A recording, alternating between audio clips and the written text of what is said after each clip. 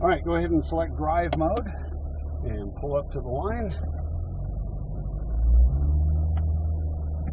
All right.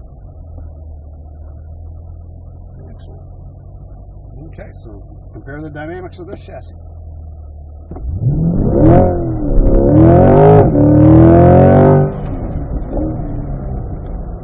That's a nice downshift. Oh, yeah.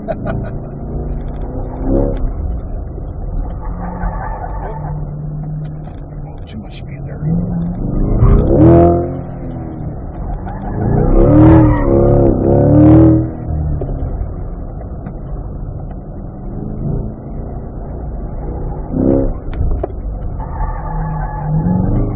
Exit this time. There we go. All right, so what's your impression? First impression, what's it do different? It's a different feeling, so it's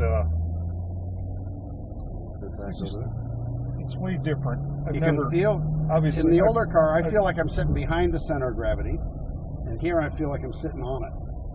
The rotation is different. I've never, obviously none of us have been in this ever. Yep.